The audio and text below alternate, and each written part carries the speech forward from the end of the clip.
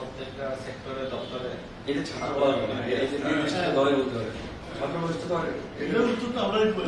বাবু বাবু বাবু বাবু বাবু ইয়ে উত্তর দেয়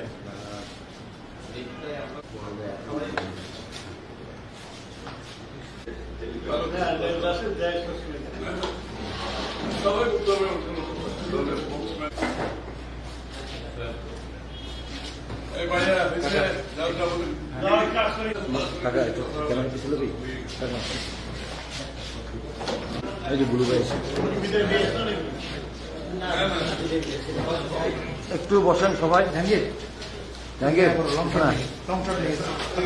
সবাই এদিকে চলে আসেন, সবাই একটু তাকায় সবাই এদিকে। প্রিয় সাংবাদিক ভাইরা, আজকে বিএনপির লিয়াজু কমিটির সাথে গণ অধিকার পরিষদের ৮ সদস্যের প্রতিনিধি দলের বৈঠক অনুষ্ঠিত হয়েছে।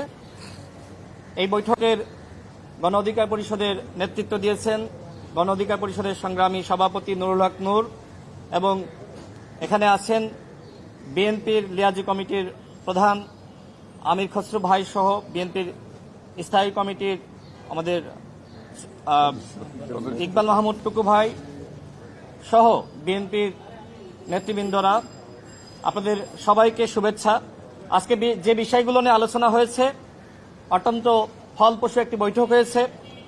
আমরা বিএনপির সাথে যুগপৎ আন্দোলন করেছি। আমরা মনে করি সেই আন্দোলন এখনো পর্যন্ত শেষ হয়নি। শুধুমাত্র হাসিনার পতন হয়েছে, কিন্তু হাসিনার যে ফ্যাসিবাদ তন্ত্র এখনো পর্যন্ত সচিবালয়ে, পুলিশে এবং রাষ্ট্রের বিভিন্ন সেক্টরে এবং দপ্তরে রয়েছে। যে কারণে আমরা মনে করি আমাদের যে আন্দোলন ছিল সেই আন্দোলন এখনো পর্যন্ত শেষ হয়নি।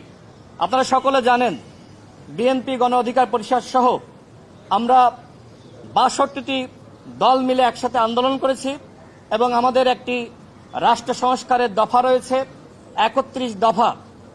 বিএনপি গণ অধিকার পরিষদ সহ যারা যুগপৎ আন্দোলন করেছি তারা কিন্তু সেই হাসিনা ক্ষমতায় থাকা অবস্থায় আমরা রাষ্ট্র সংস্কারের কথা বলেছি।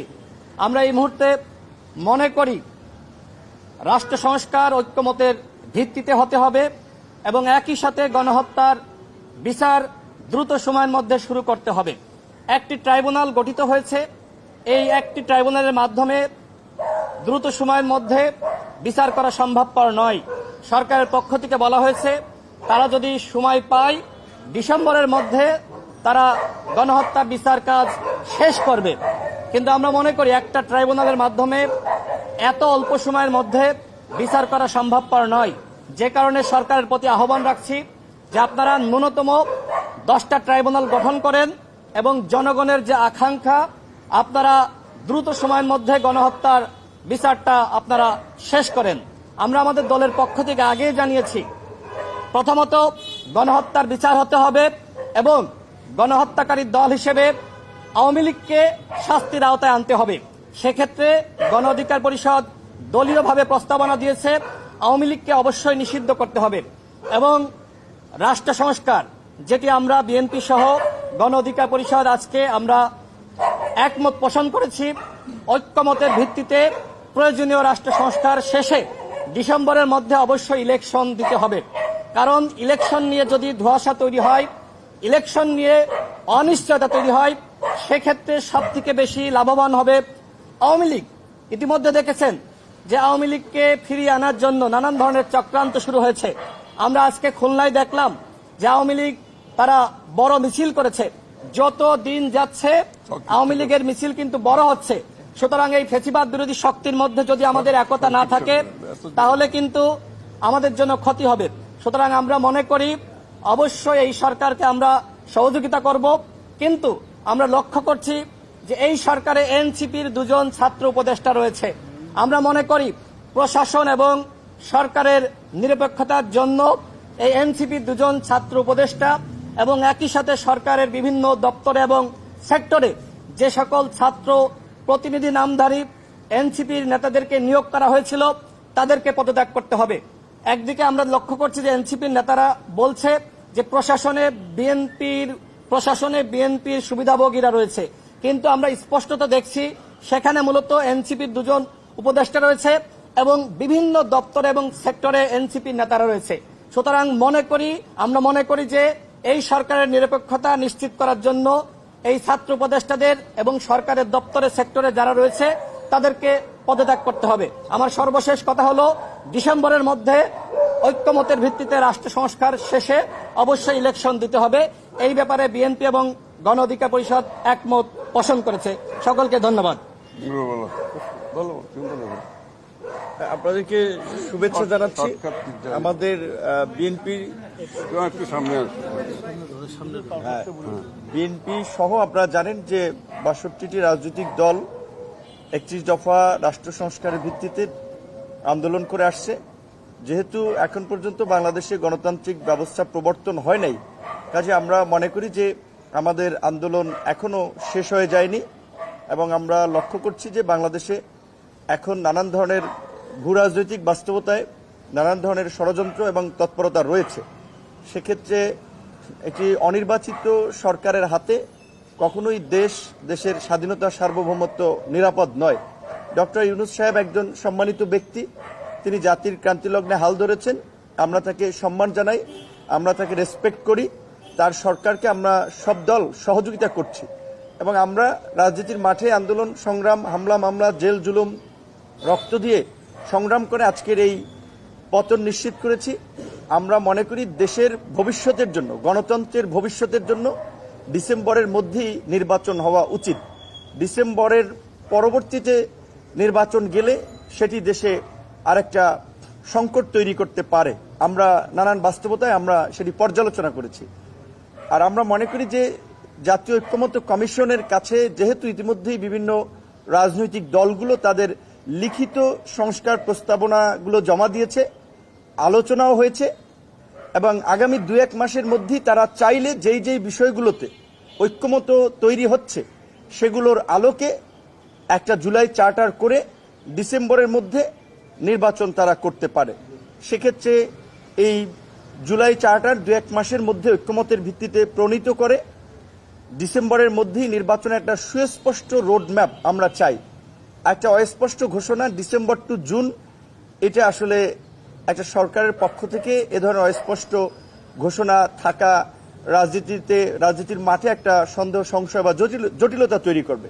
সেক্ষেত্রে আমাদের পরিষ্কার দাবি, যেটা আমরা ইতিমধ্যে বিএনপি সহ অন্যান্য রাজনৈতিক দল আলাপ আলোচনা করে পরিষ্কারই বলেছি, ডিসেম্বরের মধ্যেই নির্বাচন হতে হবে। বিজয়ের মাসে আমরা বাংলাদেশের গণতন্ত্রের একটা নতুন বিজয় উদযাপন করতে চাই।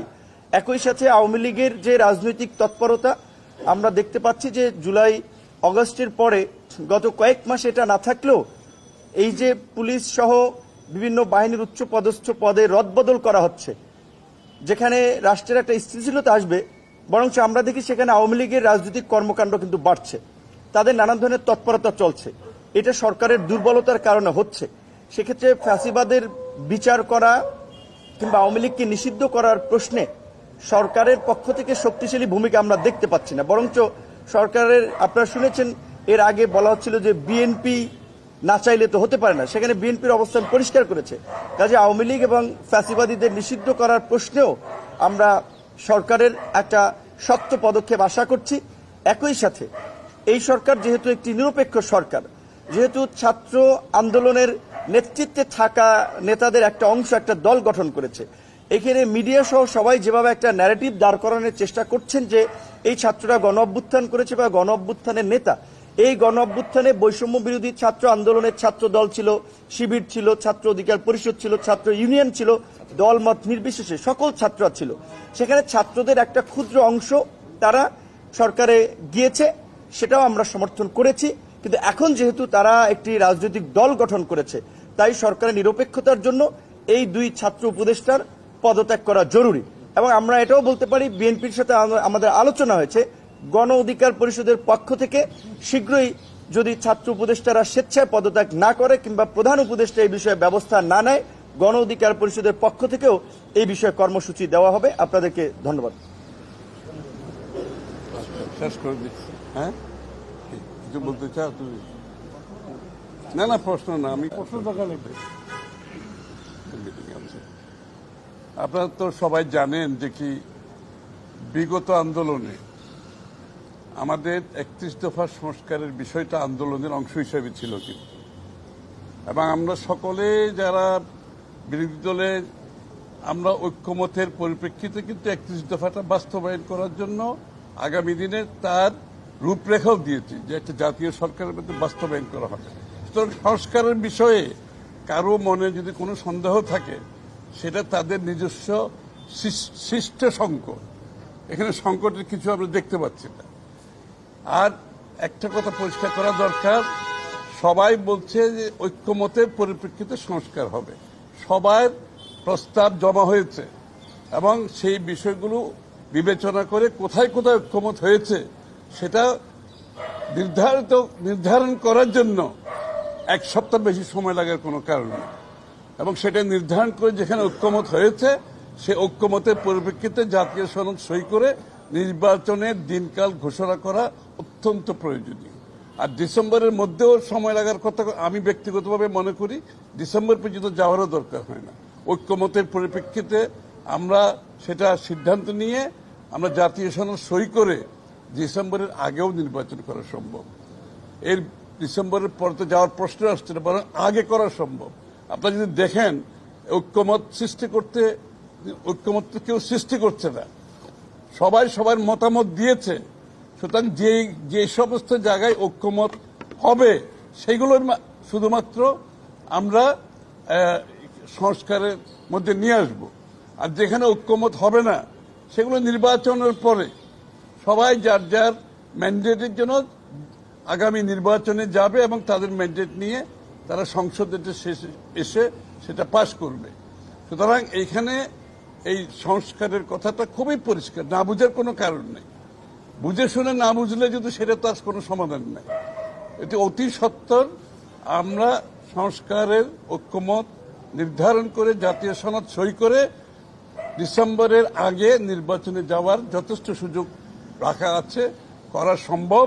এবং এটা যদি আপনি ওপেন এন্ডেড রাখেন, এই যে সংস্কারের বিষয়টা নিয়ে ওপেন এন্ডেড খোলা রাখেন, এটা কিন্তু রং একটা মেসেজ যাচ্ছে জাতির কাছে।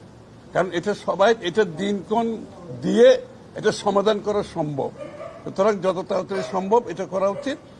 আর কোনো বিষয় ছিল না।